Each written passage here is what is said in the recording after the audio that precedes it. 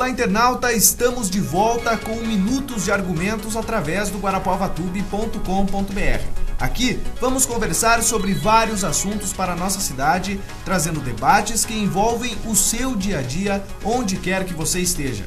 Acesse o nosso site, o www.guarapuavatube.com.br, com as principais notícias, reportagens e fatos do dia a dia político de Guarapuava. Você também pode participar através do nosso e-mail, o faleconosco@guarapuavatube.com.br, sugerir temas, fazer as suas perguntas, falar sobre os problemas e, é claro, possíveis soluções para isso no seu bairro.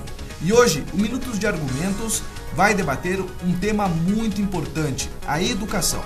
Em toda eleição, propagandas por aí, você deve ouvir aquelas promessas: vamos investir mais na educação, precisamos melhorar a educação.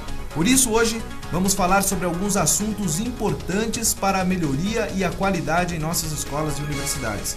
Esse ano, tivemos a aprovação da lei da adequação do piso dos professores municipais ao piso nacional. Outro evento importante acontece nos próximos dias, a Conferência Municipal da Educação, que reúne os diversos grupos, desde a Prefeitura Municipal até as entidades de estudantes e professores, para formular um texto base sobre a educação em nossa cidade. Para discutir esses assuntos e encontrar soluções, vamos conversar, é claro, com o professor Cláudio Andrade, com o professor Francis, no dia de hoje, para debater a educação. Olá, professor Cláudio, tudo bem? Tudo bem, Luan, uma satisfação novamente estar aqui com você, com o Francis e com os internautas.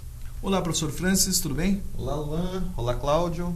Olá, amigos internautas do Guarapuavatube.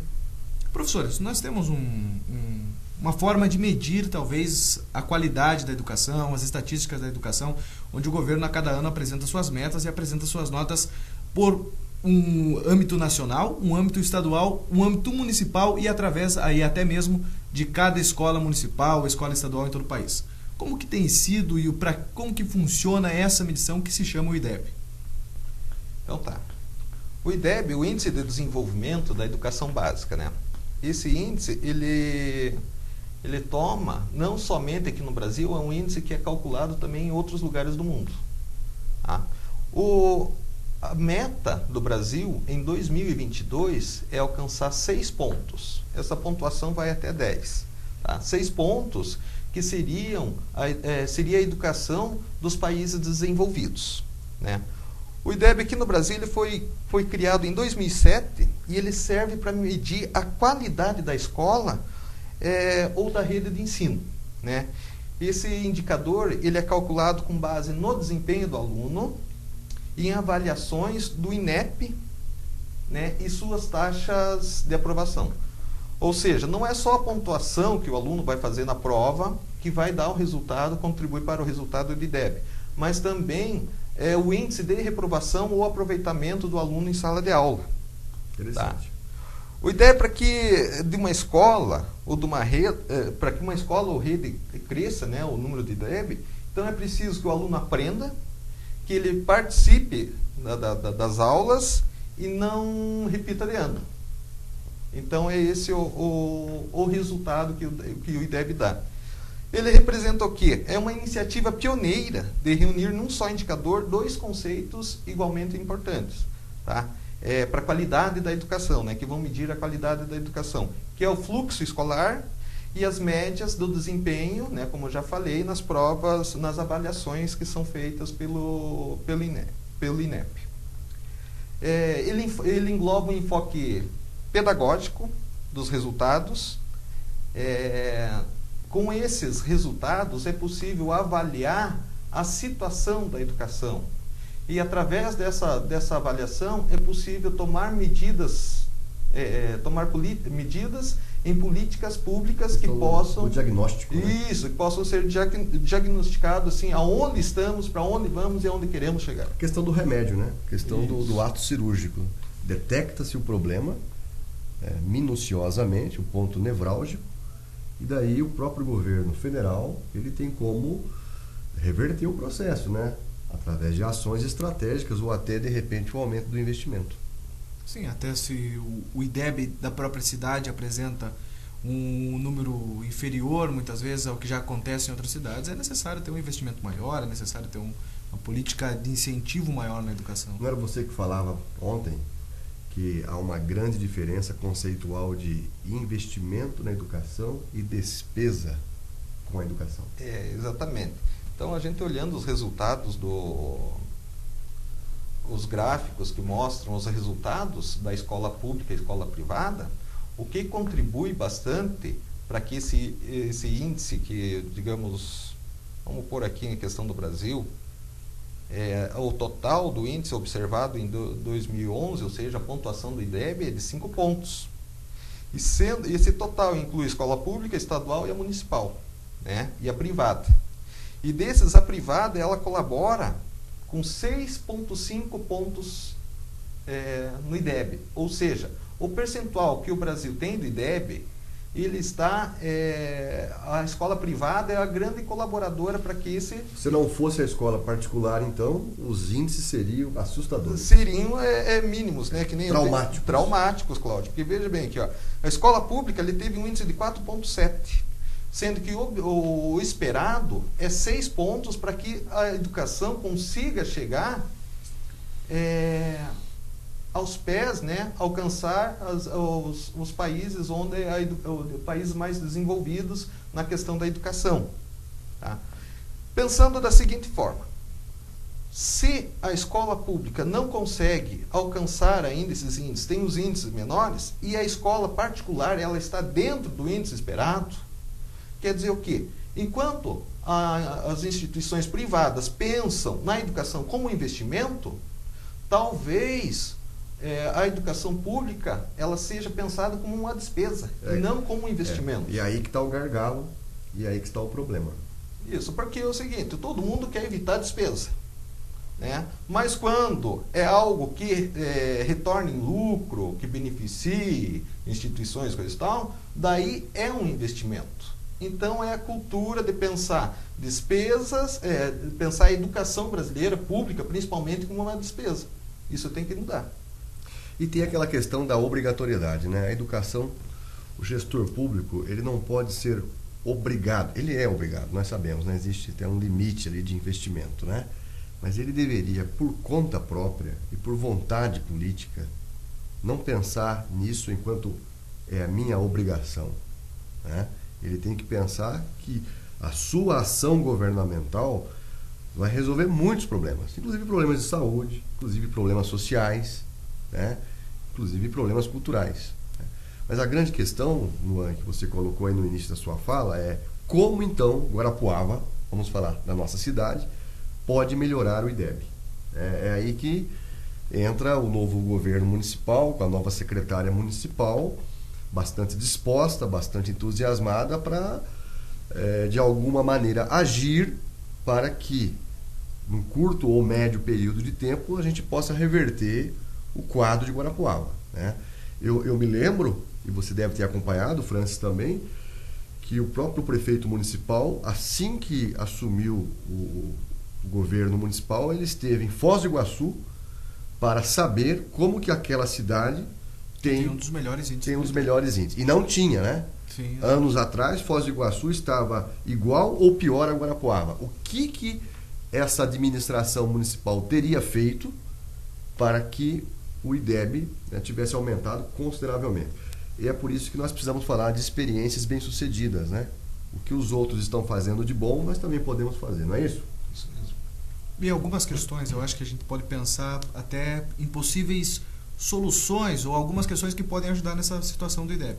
O caso de Foz do Iguaçu, que aumentou em 8 anos de uma forma que todo mundo pôde ver.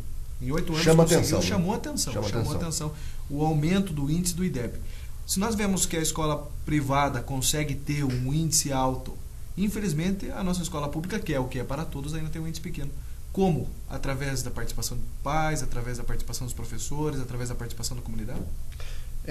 Podemos falar isso aí no nosso próximo bloco. No próximo bloco a gente continua conversando sobre essa situação do IDEB e também falando sobre as melhorias para a educação em nossa cidade.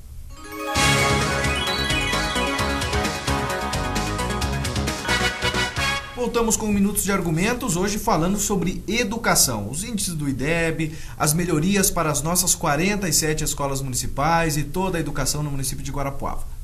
Nós falávamos sobre a questão do IDEB e uma questão interessante, professor Cláudio e professor Francis, é que na última nota do IDEB nós tivemos uma situação que até gera uma certa reflexão.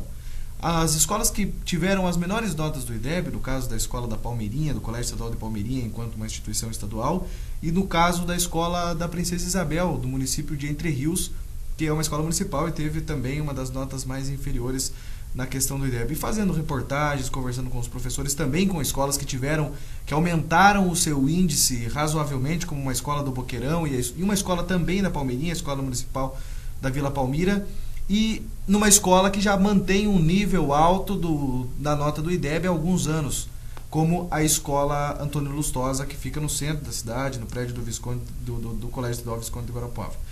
Professores, como fortalecer esses pontos da cidade através de um diagnóstico como esse? O que pode ser feito? O que já tem sido feito? Porque a gente vê que são problemas sociais que acarretam também uma nota baixa do IDEB, são problemas regionalizados, no caso de 2 distritos que estão distantes da cidade. Perfeito. Eu acho que a grande sacada, Luan e Francis, é a autonomia para a escola municipal. E me parece que esta é a grande bandeira da professora Sandra Zanetti e da sua equipe, e isso não acontece muito rapidamente, né? É um processo cultural. Permitir autonomia ao gestor da escola e aos próprios professores da escola, para que eles que estão lá no fronte possam fazer projetos pedagógicos de ensino-aprendizagem para reverter ali o problema. A professora Sandra me dizia que ela está empenhadíssima em dar essa autonomia para as escolas, que cada professor possa criar um projeto, sabe, de transformação, inclusive até no contraturno. Eu estou acompanhando que por esses dias deve ser encaminhado para a Câmara Municipal um projeto local que cria uma coisa extraordinária para Guarapuava e para o gestor da escola, que é o fundo rotativo. Então o diretor vai ter autonomia de gerir um fundo, porque antes não era assim, né? Vinha de cima para baixo e vinha de forma minguada. Agora ele vai ter condições, eu perguntei, e qual é o repasse, né, que vai ser dado a cada escola? É a per capita, depende do número de alunos. Então vai ser uma coisa mais justa. E o diretor vai ter condições de fazer reparos, de resolver problemas localizados e até de bancar algum projeto ali na sua escola, visando o melhoramento do desempenho. Então, me parece que isso é uma coisa extraordinária. Essa autonomia, Luan, é realmente uma coisa boa, porque governar, como você sabe, né, todos nós sabemos, é fazer escolhas. Então, depende do gestor escolher a educação, né? Tem gestor que escolhe a saúde, pelo menos em discurso, tem gestor que escolhe a cultura, tem gestor que escolhe outras questões substanciais, né? Mas assim, me parece que a autonomia é uma coisa que dá para mexer. E essa autonomia que também, se a escola daquela região, daquele distrito consegue promover políticas voltadas aos seus estudantes que já conhecem, que muitas vezes já tem uma relação maior, com certeza vai melhorar. É a ideia da realidade, né? Não é isso que você ia falar também? Isso mesmo. Então, também a questão do gestor escolher, né, a educação como bandeira é um pouco complicado, porque a gente sabe que a educação no Brasil é precária e não é algumas medidas apenas que vão melhorar 100%, né? Mas ele pode melhorar, inclusive os índices do IDEB estão mostrando isso, né? Mas também tem o problema seguinte, que a educação ela é responsabilidade do governo e da família. E, inevitavelmente, todos os problemas que acontecem fora da escola, na família, na rua, acabam caindo dentro da escola ou, se não, no portão da escola. Tá? Então, há casos os alunos, além de levar os problemas pessoais para dentro da escola, né, tem aqueles problemas que acontecem no portão da escola. É briga, é desrespeito. E isso, Francis, nós falávamos ontem sobre isso. Uma vez, se você está lembrado, que o investimento tem que ser maior de primeira a quarta série. Sim. Porque é nesses 4 primeiros anos que se forma o próprio caráter do aluno, né? Onde ele ou vai ou não vai. Porque não adianta ficar empurrando também, né? Ele chega no 5º ano, 6º ano com sérios problemas, né? E é o que nós falávamos. Dá para mexer? Dá para mexer. Dá para atenuar? Dá para atenuar. Então, se o investimento for maior na primeira, quarta série, dá para mexer. E como que pode ser esse investimento maior? Remunerando melhor os professores de primeira, quarta série.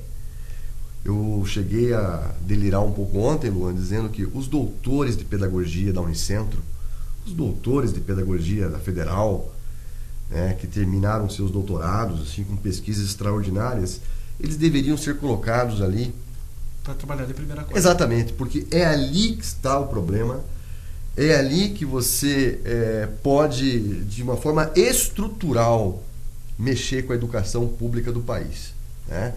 Claro, não estou falando pagar mais, R$100 a mais, R$200 a mais. E não é só questão monetária, é questão de reconhecimento, é questão de valorização.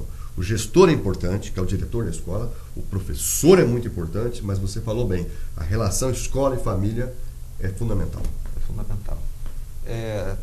A gente vê, né, Cláudio, eu sou professor do ensino médio, o índice de alunos analfabetos funcionais é grande.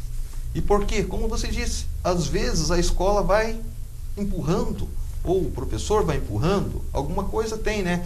Talvez pela falta de incentivos, pela falta de recursos pedagógicos, né? O fato é que o aluno chega no ensino médio, ele não sabe interpretar um texto. Português e matemática são os gargalos, mas mais matemática que português. Sim. Até porque o aluno, né, não está familiarizado em ficar assistindo televisão e ouvindo álgebra, equação de segundo grau. Mas a língua portuguesa é mais do cotidiano, né, do ordinário. Agora, a questão da matemática é uma questão gravíssima. Como resolver o problema da matemática? Será que dá para mexer nos cursos superiores? Na grade curricular dos cursos superiores? Porque, assim, o conteúdo apreendido pelo aluno é menos de 10%. Isso. Então, a educação básica já está, digamos, o que deveria ser o básico, um aproveitamento perto de 100%. Então, se ele não chega a aproveitar, que nem você falou, perto de 10%, ele não está tendo nada de básico, né? Básico. É o básico do básico. É aí que a gente tem que dar crédito a um grande nome, né, do pensamento mundial, chamado Freud, que ele escreveu 3 tarefas impossíveis: educar, curar e governar. São coisas muito difíceis, né? Por isso que eu concordo com você. A gente tem que tentar sobreviver, né, com algumas ações estratégicas, porque é difícil educar alguém, é quase impossível educar alguém, é quase impossível curar alguém se a pessoa não quer ser curada, e é impossível governar alguém também se a pessoa também não quer ser governada, né? É preciso o famoso pacto, né? Isso. E é uma coisa que está na moda, né? Pacto pela educação, né? Pacto pela educação, 50% alfabetização na idade certa, 10%, né, para a educação. Tem-se vários assuntos. Professor, uma coisa que você colocou interessante, que são as melhores condições de trabalho para os professores. Melhores condições de trabalho e oportunidades de formação para poder se atualizar, né, cada vez mais, é uma questão que deve ser pensada também, né? Eu acho que isso é uma prioridade, né? Eu sei que existem planos para isso, mas para isso envolve investimento, né? Trazer ali uma pessoa qualificada para formar os professores. É uma espécie de reciclagem, né? Porque o professor, ele precisa estar motivado, ele tem que ter desejo de dar aula, ele tem que querer dar aula, muita vontade, né? Então ele tem que ter hora atividade, tem que ter tempo para preparar a sua aula, tem que ter tempo para estudar e tem que ter um ambiente legal na escola também, né? E é isso que os governos municipais podem fazer. Criar um ambiente adequado, né? Criar um ambiente onde todos se sintam bem, né? Porque afinal de contas todos nós passamos pela escola pública ou escola particular, mas mais pela escola pública, né? Então eu penso que realmente o prefeito, seja o nosso prefeito, seja o prefeito da cidade vizinha, se tiver vontade mesmo, dá para reverter, mas isso não acontece realmente já, né? É um processo cultural. E nós vamos falar sobre esses processos culturais e o que pode ser feito para reverter tudo isso no terceiro bloco do Minutos de Argumentos.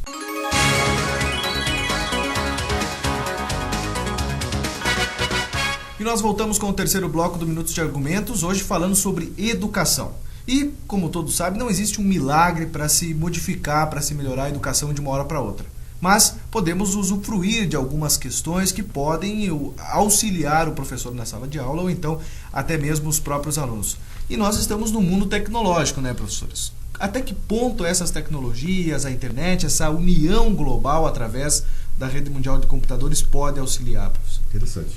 Então tá, eu vejo sim, a tecnologia é um grande diferencial que pode ser usado para ajudar na questão do ensino-aprendizagem, né?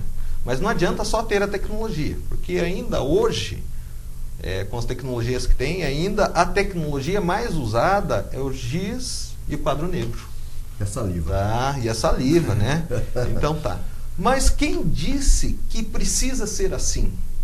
Um professor na frente da sala de aula, alunos enfileirados, um olhando a nuca do outro. De forma cartesiana, né? Isto, né? Precisa ser assim a maneira de se educar, tá? E a tecnologia que chega nas escolas, tem lá o laboratório, tá? É perceptível um desempenho melhor nos alunos que usam essas tecnologias, tá? Os professores têm certas tecnologias também, computadores, laptops. Agora o governo federal parece que está entregando tablets para os professores, né? Mas eu vejo que aí está abrangendo também só o processo de ensino. Não está sendo usado tecnologias para a aprendizagem. Ou seja, joguinhos que levem os alunos, além de conseguir suas metas nos jogos, seus prêmios, coisa e tal, né? Que leve também ao aprendizagem. Eu vejo assim, tem algumas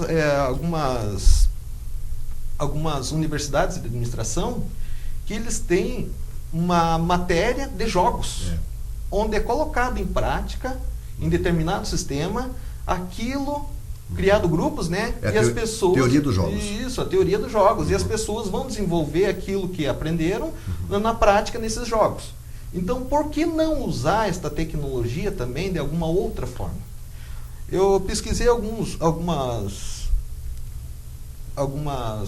instituições públicas que usam uma maneira diferenciada. Só que essas instituições, elas não conseguem verba sozinhas. Geralmente tem uma instituição privada, alguma empresa que está apoiando. Ou até uma ONG. Isso, uma ONG, alguma outra empresa, não somente, né, a participação digamos, o governo municipal ou estadual. Tem que ter outros... E tem a influência de outras entidades também.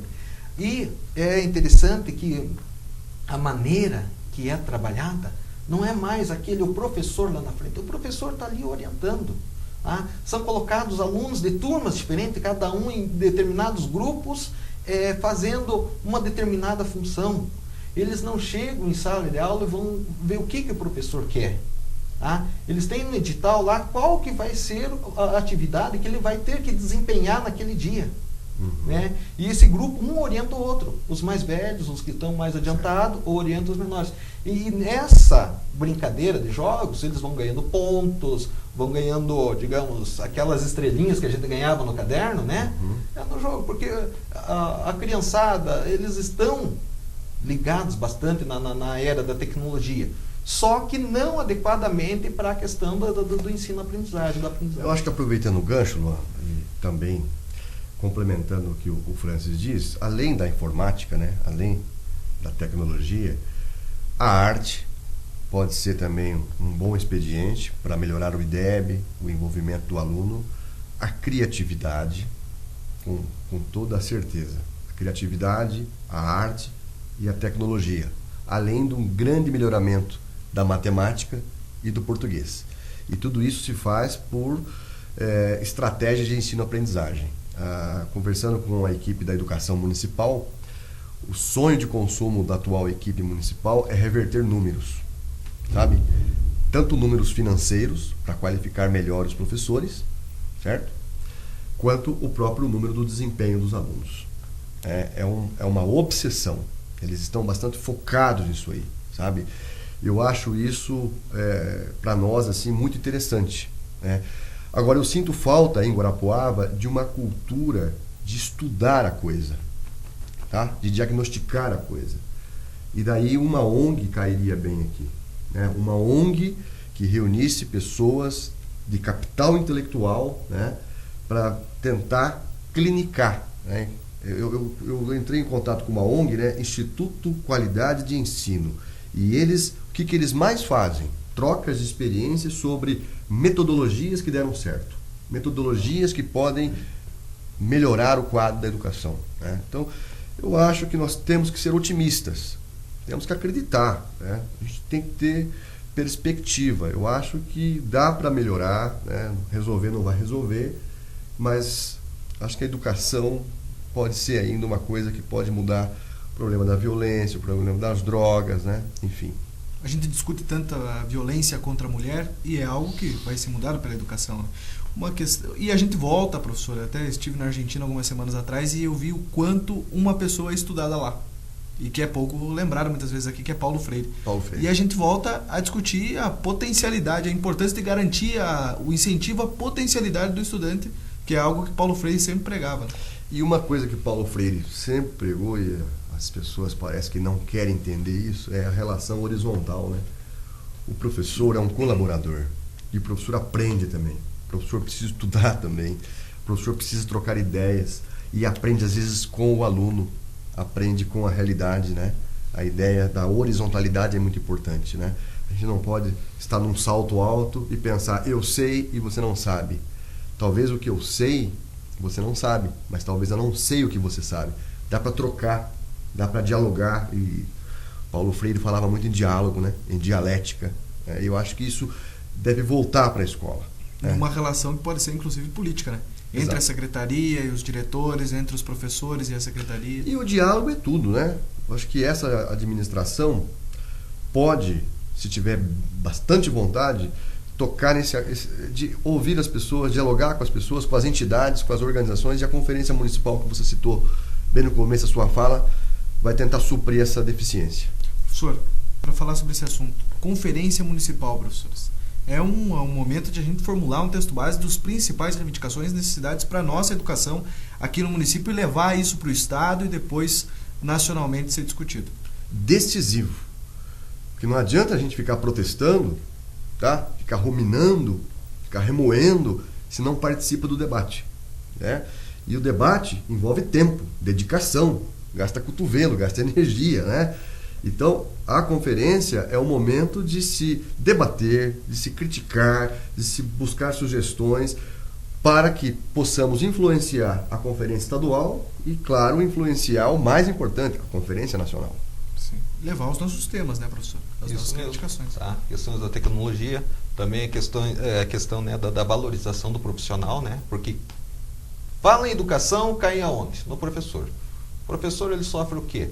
Além da pressão dentro da sala de aula, número de alunos, tá? Falta de tecnologias e de recursos, muitas vezes, né? Livros, tem bibliotecas escolares aí que tem menos livro que eu tenho na minha casa. Ah, mas tudo bem, professor de filosofia, mas não é por aí não, tem coisas que são básicas, né? A pressão dos pais em cima dos professores, muitas vezes, da própria coordenação do colégio, né? Então eu vejo que tem que dar aquele enfoque à gestão democrática das escolas, que eu acho coisa mais linda, preparar tanto a comunidade como as pessoas envolvidas na escola para que percebam a importância que tem do crescimento, a importância que tem a educação crescer, tanto no município, no país, né? Porque tudo é reflexo da educação, né? Agora, daí me lembra a questão de uma filosofia oriental que diz que não existem maus professores, maus alunos, existem maus professores. Então eu converso com os meus colegas, eles pulam longe, não, porque quem está errado os alunos. Só que o que é o certo? O mestre seguir os alunos ou os alunos seguirem o mestre? Então tem uma inversão de valores aí. E os alunos, às vezes, eles não se portam como alunos dentro da sala de aula. Muito bem. Tem essa questão. Mas que as reivindicações da sociedade civil organizada sejam levadas e a gente possa repercutir essa questão desde o nacional com os 10% do PIB para a educação, os 50% do pré-sal também, que é uma coisa descoberta há pouco tempo para a educação, e nós possamos, quem sabe, no futuro trabalhar até com equipes multidisciplinares das escolas, principalmente primárias, com psicólogos, psicopedagogos e tudo mais. Mas esse foi o Minuto de Argumento sobre educação, hoje trazendo um debate tranquilo, um debate gostoso, para falar principalmente com 2 professores. Acho que isso foi fundamental e muito legal também, né, professor? Ok. Muito obrigado, professor Francis. Obrigado, Lão. Até a próxima. Até a próxima. Até a próxima. Você pode acessar esse vídeo também e acompanhar o nosso site, o www.guarapuavatube.com.br. Nós voltamos com o próximo tema que você pode sugerir através do faleconosco@guarapuavatube.com.br.